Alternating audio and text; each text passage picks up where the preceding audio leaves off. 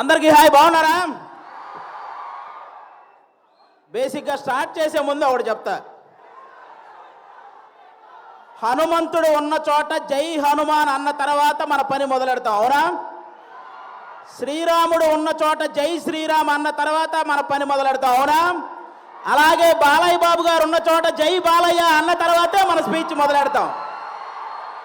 ఒక్కసారి జై బాలయ్య అనండి.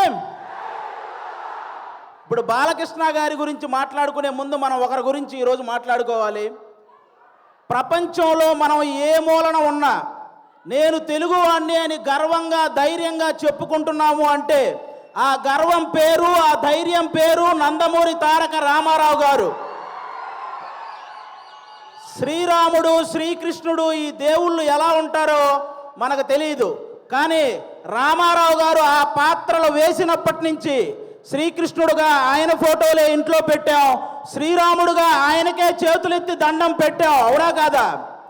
అలాగే మీరందరూ గమనించినట్టయితే మీ రామారావు గారి గురించి చెప్పాలంటే నాకు చిన్నప్పటి నుంచి ఆయన సినిమాలు ఎన్నో చూసి పెరిగా. మీరు బొబ్బిలి పులి అనే ఒక సినిమా చూసారా? మీరు లాస్ట్లో ఒక 15 నిమిషాల కోర్టు సీన్ ఉంటుంది, అది ఒక్కటి చూడండి చాలు.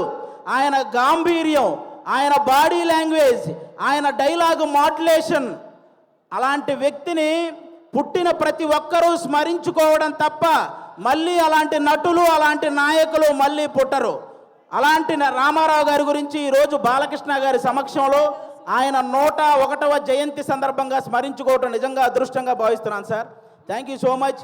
తెలుగు జాతి గౌరవాన్ని రామారావు గారు కాపాడితే, రామారావు గారి గౌరవాన్ని ఒక పక్క దమ్మున్న సినిమాలు చేస్తూ ఇంకో పక్క నిజాయితీ గల రాజకీయాలు చేస్తూ కాపాడుకుంటూ వస్తున్న వ్యక్తి మన నందమూరి బాలకృష్ణ గారు. నందమూరి బాలకృష్ణ గారు మీరందరూ గమనించినట్లయితే చాలామంది బాలకృష్ణ గారు ఎవరినో కొట్టారు, బాలకృష్ణ గారు ఎవరినో తిట్టారు అని రాస్తుంటారు, కానీ బాలకృష్ణ గారు కొన్ని వేల మంది పేద ప్రజల బతుకులు నిలబెట్టారు.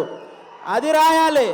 సినిమాలు, రాజకీయాలు చేయటం పెద్ద విషయం కాదు, కానీ బసవతారకం అనే ఒక క్యాన్సర్ హాస్పిటల్ ద్వారా ఎంతో మంది పేదవాళ్ళకి సహాయం చేయడం అనేది నిజంగా చాలా చాలా పెద్ద విషయం, చాలా గొప్ప విషయం. ఈ సమాజంలో ఎంతమందికి భయం, బాధ్యత ఉన్నాయో నాకు తెలియదు, కానీ బాలకృష్ణ గారితో పనిచేసే ప్రతి ఒక్కరికి ఆ భయం, బాధ్యత రెండూ ఉంటాయి, ఇదైతే షూర్. అంటే బాలకృష్ణ గారి సినిమాలు చాలామందికి చాలా ఇష్టం ఉంటాయి, నాకు చాలా సినిమాలు ఇష్టం. అందులో సార్ బొబ్బిలి సింహం అనే ఒక సినిమా సార్, మీరు వైట్ అండ్ వైట్ పంచకట్టుతో నడుచుకుంటూ వస్తుంటే వెనక శ్రీరాముడి శ్లోకం వస్తుంటుంది. మీనా గారు మిమ్మల్ని అలా చూస్తూ ఉండిపోతారు. నాకు తెలిసి రామారావు గారి తర్వాత మళ్ళీ పంచకట్టులో అంత అందంగా ఉండే హీరో మన బాలకృష్ణ గారు. నిజంగా మీరందరూ అదృష్టవంతులు, ఎందుకంటే ఒక జనరేషన్ వాళ్ళు మాకు గుర్తుండిపోయే సినిమాలు కావాలి అని అడిగారు. ఆదిత్య 369, అలాగే భైరవ దీపం ఇలాంటి సినిమాలు మీకు ఇచ్చారు. ఒక జనరేషన్ వాళ్ళు మేము తొడగొట్టే సినిమాలు కావాలని అడిగారు. సమరసింహారెడ్డి, నరసింహనాయుడు అనే సినిమాలు మీకు ఇచ్చారు. ఒక జనరేషన్ వాళ్ళు మేము కాలర్ ఎగరేసే సినిమాలు కావాలన్నారు, సింహ లాంటి సినిమా మీకు ఇచ్చారు. ఇంకొక జనరేషన్ వాళ్ళు మేము మీసం తిప్పే సినిమా కావాలన్నారు, లెజెండు, అఖండ, భగవంత్ కేసరి ఇలాంటి సినిమాలు మీ అందరికీ ఇచ్చారు. జనరేషన్లో మారిన బాలకృష్ణ గారి ఎనర్జీ ఏంట్రా బాబు అలా ఉందని అడుగుతుంటారు. జనరేషన్లో మారితే మనుషులు మారుతారు, టెక్నాలజీలు మారుతాయి. బాలయ్య బాబు గారి ఎనర్జీ ఎందుకు మారుతురా బ్లడీ ఫోల్ అని చెప్పండి. అంటే స్టాక్ మార్కెట్ గ్రాఫ్ అయినా పెరగటం తగ్గటం ఉంటుంది, కానీ ప్రజెంట్ బాలయ్య బాబు గారి మార్కెట్ గ్రాఫ్ పెరగటం తప్ప తగ్గటం లేదు. అంటే అటు పక్క సినిమాల్లో అన్స్టాపబుల్, ఓటీటీలో అన్స్టాపబుల్, రాజకీయాల్లో అన్స్టాపబుల్, సేవ చేయడంలో అన్స్టాపబుల్, అనవసరంగా దూరిన వాడిని కొట్టడంలో అన్స్టాపబుల్, అవసరం అని అడిగిన వాడికి పెట్టడంలో అన్స్టాపబుల్. అలాంటి బాలకృష్ణ గారు ఈరోజు మా గ్యాంగ్స్ ఆఫ్ గోదావరి ఈవెంట్కి రావటం నిజంగా మా గ్యాంగ్స్ ఆఫ్ గోదావరి కలెక్షన్లు కూడా అన్స్టాపబుల్గా ఉండాలని మనస్ఫూర్తిగా కోరుకుంటున్నాను. మా సినిమా ఎలా ఉండబోతుంది అంటే 10 నిమిషాల్లో క్లోజ్ అయ్యే పబ్బు ముందు జై బాలయ్య అనే స్లోగన్స్ వస్తే ఎంత కిక్ వస్తుందో మా గ్యాంగ్స్ ఆఫ్ గోదావరి సినిమా అంత కిక్ ఇస్తుంది మీకు. బాలకృష్ణ గారి చేతిలో ఉన్న మైక్ స్టైల్గా అలా ఎగరేసి పట్టుకున్నప్పుడు ఎంత కిక్ వస్తుందో మా గ్యాంగ్స్ ఆఫ్ గోదావరి సినిమా అంత కిక్ వస్తుంది. బాలకృష్ణ గారు ఇంట్రెస్టింగ్గా మాట్లాడుతున్నప్పుడు మధ్యలో ఫోన్ వస్తే ఆ ఫోన్ తీసి స్టైల్గా ఇసిరేసినప్పుడు ఎంత కిక్ వస్తుందో మా గ్యాంగ్స్ ఆఫ్ గోదావరి సినిమా అంత కిక్ వస్తుంది. పద్ధతిగా ఫోటో దిగాల్సినోడు ఫోన్ తెచ్చి మొహాన పెట్టినప్పుడు బాలకృష్ణ గారు అలా తడితే మీకు ఎంత కిక్ వస్తుందో మా గ్యాంగ్స్ ఆఫ్ గోదావరి సినిమా అంత కిక్ వస్తుంది. బాలకృష్ణ గారి సినిమాల్లో సెకండ్ హాఫ్లో వచ్చే క్యారెక్టర్ మనకి ఎంత కిక్కిస్తుందో ఈ గ్యాంగ్స్ ఆఫ్ గోదావరి సినిమా కూడా అంత కిక్కిస్తుంది. ఫైనల్గా ఒక మాటలో చెప్పాలంటే మ్యాన్షన్ హౌస్ వేస్తే ఎంత కిక్ వస్తుందో మా గ్యాంగ్స్ ఆఫ్ గోదావరి కూడా అంతే కిక్కిస్తుంది. ఒక్క మాట బాలయ్య బాబు గారి పర్మిషన్తో చెప్పాలనుకుంటున్నాను. రేపొద్దున నందమూరి నటసింహం, కొనిదెల కొదమసింహం అసెంబ్లీలో అడుగు పెడితే ఎంత కిక్ వస్తుందో మా గ్యాంగ్స్ ఆఫ్ గోదావరి కూడా అంతే కిక్ వస్తుంది. ఇది మీరందరూ గుర్తుపెట్టుకోవాలని నేను కోరుకుంటున్నాను. అలాంటి బాలయ్య బాబు గారు ఈరోజు మా ఈవెంట్కి రావడం నిజంగా మా అదృష్టం. Thank you sir, thank you so much. ఈ సినిమాలో విశ్వక్సేన్ గారు ఒక 28 ఏళ్ల కుర్రాడు రత్న అనే పేరుతో థియేటర్లో చేయబోయే మాస్ జాతరను మీరందరూ రేపు 31వ తేదీ చూడబోతున్నారు. మామూలు విషయం కాదు. అతను విశ్వక్సేన్ అనే అతను సినిమాలు చేస్తే ఒకటి పెట్టిన డబ్బులు వెనక్కి వస్తాయి, లేకపోతే లాభాలు వస్తాయి, నష్టాలు మాత్రం రావు. అలాంటి పర్ఫార్మర్ అతను. 24 క్రాఫ్ట్స్ మీద పట్టున్న వ్యక్తి మన విశ్వక్సేన్ గారు. అలాంటి వ్యక్తికి ఈ సినిమా పెద్ద విజయాన్ని ఇవ్వాలని మనస్ఫూర్తిగా కోరుకుంటున్నాను. ఇక డైరెక్టర్ కృష్ణ చైతన్య గారు తన మైండ్లో గుర్తొచ్చిన డైలాగును మీ మైండ్లో గుర్తుండిపోయేలా రాసే రైటర్ కమ్ డైరెక్టర్ మన కృష్ణ చైతన్య గారు. మనందరికీ త్రివిక్రమ్ గారు అంటే చాలా ఇష్టం. త్రివిక్రమ్ గారికి కృష్ణ చైతన్య అనే వ్యక్తి చాలా ఇష్టం.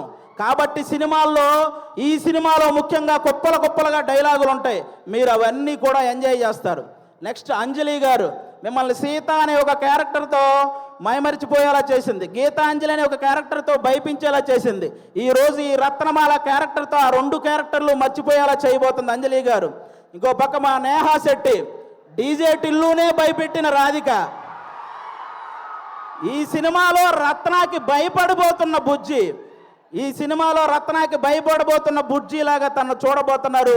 రాధికాని మర్చిపోతారు, బుజ్జిని గుర్తుపెట్టుకుంటారు. షూర్ షాట్గా చెప్తున్నాను. ఈ గ్యాంగ్స్ ఆఫ్ గోదావరి సినిమాతో మీ అందరికి ఇంకో మాట కూడా చెప్తాను.